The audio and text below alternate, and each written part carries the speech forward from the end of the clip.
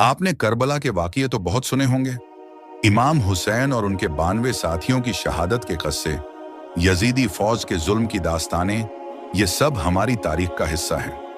लेकिन क्या आपने करबला के उस वाक़ये के बारे में सुना है जब एक और ही दुनिया की मखलूकन इमाम हुसैन की मदद के लिए आ पहुंची थी? क्या आपने जिन्हों के उस बादशाह का वाक़या सुना है जो अपनी लाखों की फौज लेकर करबला के मैदान में हाजिर हुआ और इमाम के बस एक इशारे पर दुश्मनों को नेस्तो नाबूद करने के लिए तैयार था? आज हम उसी वाक़ये की गहराइयों में उतरेंगे। ये जाफर जिन और इमाम हुसैन की मुलाकात का किस्सा है। इससे पहले कि हम करबला के तपते रेगिस्तान में पहुंचे, हमें उस दुनिया को समझना होगा जहां से यह मदद आई थी, जिन्हों की दुनिया।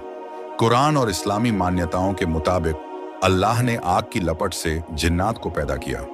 वो एक ऐसी मखलूक है जो हमारी आंखों से तो छिपी रहती है, लेकिन हमारी ही तरह जमीन पर बसती है, बिल्कुल वैसे ही जैसे हवा हमें नजर नहीं आती। रिवायतें बताती हैं कि इन्हीं मोमिन जिन्हों के एक बहुत बड़े सरदार का नाम था जाफर, या कुछ जगह जफर जिन भी कहा गया है।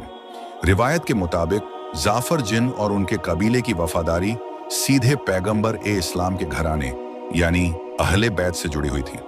कहा जाता है कि हजरत अली इब्ने अबी तालिब ने एक बार जिन्हों के कबीले को एक जालिम जिन से बचाया था। हजरत अली के इंसाफ और उनकी शख्सियत से मुतासिर होकर जिन्हों का वो पूरा कबीला मुसलमान हो गया और हजरत अली ने ही जाफर को उन सब का सरदार बना दिया। उस दिन से जाफर जिन और उनका कबीला अहले बैत के वफादार बन गए। तो फिर सवाल यह उठता है कि जब इमाम हुसैन मदीने से चले और करबला तक का सफर तय किया, तो उस वक़्त जाफर जिन कहाँ थे? उन्होंने पहले मदद क्यों नहीं भेजी? इस बारे में भी रिवायतें अलग अलग बातें बताती हैं। कुछ कहती हैं कि जाफर जिन दुनिया के किसी दूर दराज हिस्से के सफर पर थे, लेकिन एक बहुत मशहूर रिवायत यह है कि उस वक़्त जाफर जिन की शादी हो रही थी। वो अपनी शादी के जश्न में इतने डूबे हुए थे कि उन्हें बाहरी दुनिया की कोई खबर ही नहीं थी। उन्हें जरा भी अंदाजा नहीं था कि उनके आंखों पैगंबर के नवासे किस बड़ी आजमाइश से गुजर रहे हैं। वो अपनी दुनिया में मग्न थे, जबकि जमीन पर तारीख का सबसे दर्दनाक वाकया लिखा जा रहा था। एक तरफ करबला में इमाम हुसैन एक एक करके अपनों की लाशें उठा रहे थे, और दूसरी तरफ रिवायत के मुताबिक जाफर जिन अपनी दुनिया में जश्न मना रहे थे। लेकिन एक आवाज ऐसी थी जिसे दुनिया की कोई दीवार, कोई फासला नहीं रोक सकता था। एक ऐसी पुकार जो जमीन से उठी और आसमानों को चीरती हुई जिन्हों की दुनिया तक जा पहुंची। अब हम वापस करबला के मैदान में आते हैं। आशूरा का दिन 10 मुहर्रम, सुबह से दोपहर तक इमाम हुसैन के सारे वफादार साथी और घर वाले शहीद हो चुके हैं। उनके भाई, भतीजे, बेटे, यहां तक कि उनका 6 महीने का बच्चा अली असगर भी। अब उस तपते रेगिस्तान में इमाम हुसैन बिल्कुल अकेले खड़े थे। उनके सामने 71 लाशें थीं, खेमों में औरतें और बच्चे प्यास से बेहाल थे, और चारों तरफ हजारों की फौज उन्हें कत्ल करने के लिए तैयार थी। उस वक्त जब जाहिरी तौर पर कोई मददगार नहीं था, इमाम हुसैन ने एक आखिरी बार इंसानियत के ज़मीर को झंझोड़ा। उन्होंने एक आवाज बुलंद की जो सिर्फ उस मैदान के लिए नहीं बल्कि आने वाली हर सदी के लिए थी। उन्होंने पुकारा, हल मिन नासिरिन यंसुरुना, क्या कोई है जो हमारी मदद को आए? हल मिन मुगिसिन युगिसुना, क्या कोई है जो हमारी फरियाद सुने?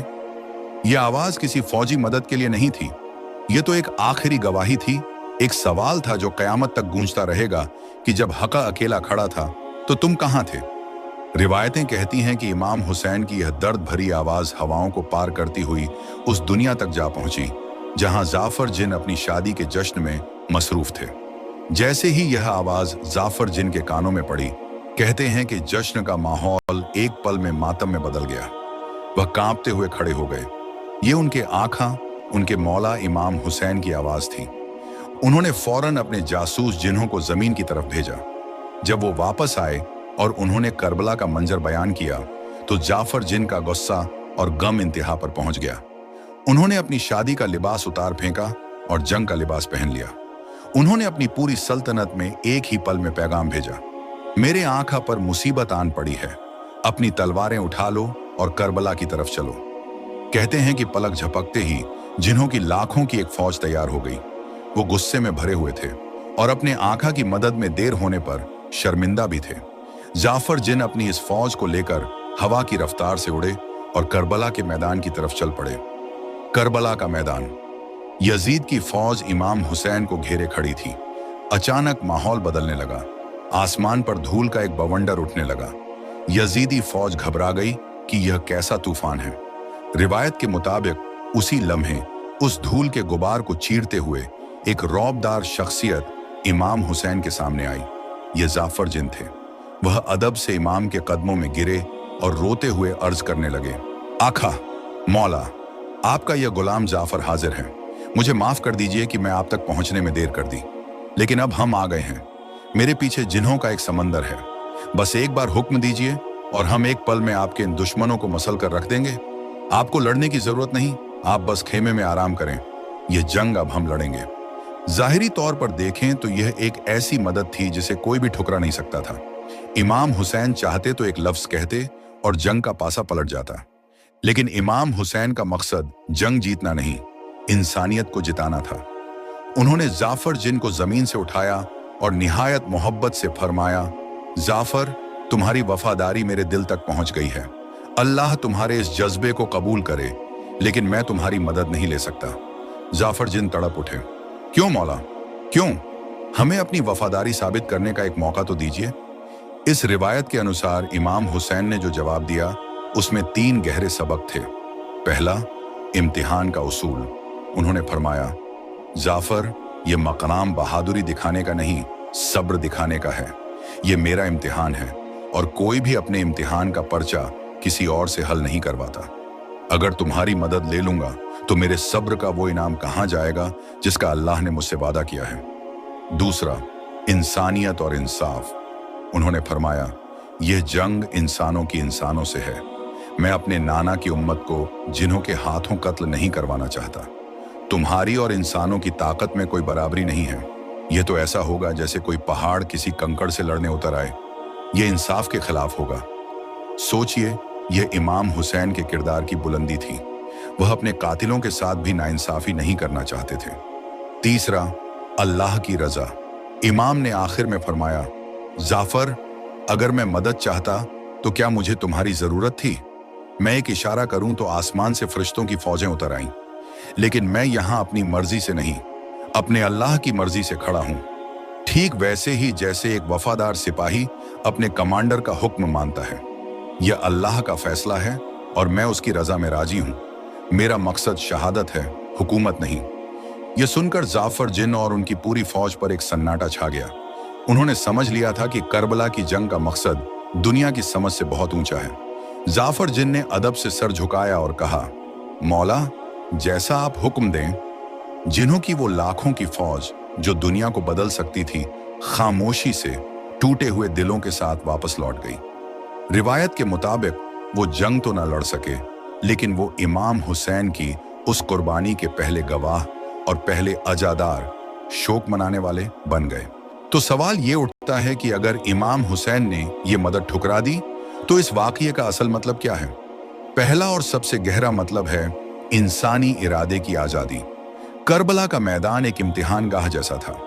एक तरफ अकेला खड़ा हक था और दूसरी तरफ ताकतवर बातिल। अगर इमाम गैबी मदद ले लेते तो यह इम्तिहान ही खत्म हो जाता।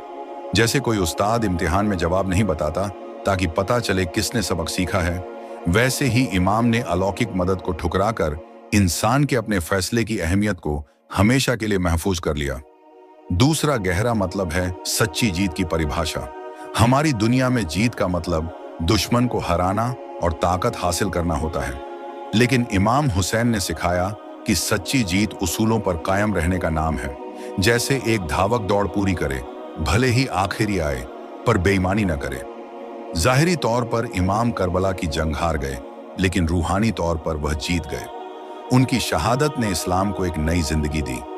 अगर वो जिन्हों की मदद से जीत भी जाते तो लोग कहते कि हुसैन इसलिए जीते क्योंकि उनके पास जिन्हों की फौज थी, लेकिन अपनी कुर्बानी देकर उन्होंने दिलों को जीता और एक ऐसी रूहानी बादशाहत कायम की जिसे कोई खत्म नहीं कर सकता। तीसरा मतलब है इंसानियत का मेराज। इमाम हुसैन ये दिखाना चाहते थे कि एक इंसान अपने किरदार और सब्र के दम पर उस बुलंदी पर पहुंच सकता है जहां फरिश्तों और जिन्हों की मदद छोटी लगने लगे। उन्होंने साबित किया कि इंसान का सबसे बड़ा हथियार कोई बाहरी ताकत नहीं, बल्कि उसका यकीन, सब्र और किरदार है। ये वाकया सिखाता है कि इमाम हुसैन का गम सिर्फ इंसानों तक ही सीमित नहीं है। तो अब आते हैं सबसे बड़े सवाल पर, इस वाकये की तारीखी हकीकत क्या है? जैसा कि हमने शुरू में कहा, जब हम करबला के वाकये पर लिखी गई सबसे पुरानी और भरोसेमंद किताबें देखते हैं, जैसे तारीख अल तबरी या शिया आलिम शेख मुफीद की किताब अल इरशाद, तो हमें इन किताबों में जाफर जिन का कोई जिक्र नहीं मिलता। इस वाकये का जिक्र हमें बहुत बाद में 15वीं सदी की फारसी किताब रौज़त उश शुहदा, शहीदों का बाग में मिलता है। यह किताब एक ऐतिहासिक दस्तावेज से ज्यादा एक साहित्यिक रचना थी, जिसका मकसद लोगों के दिलों में अहले बैत की मोहब्बत को जगाना था। इसे ऐसे समझिए जैसे किसी घटना पर एक अखबार की रिपोर्ट और उसी घटना से प्रेरित होकर लिखी गई एक नज़्म में फर्क होता है। इसी किताब के बाद से यह वाकया मजलिसों में मशहूर हो गया। आपको इस वाकये से सबसे बड़ी सीख क्या मिली? क्या सच्ची ताकत ज़ाहिरी जीत में है या उसूलों पर कायम रहने में? हमें नीचे कमेंट्स में ज़रूर बताइए। इस वाकये को अपने दोस्तों और परिवार के साथ शेयर करें ताकि इमाम हुसैन की इंसानियत और सब्र का यह संदेश ज़्यादा से ज़्यादा लोगों तक पहुंचे। हमारे साथ बने रहने के लिए शुक्रिया। खुदा हाफिज।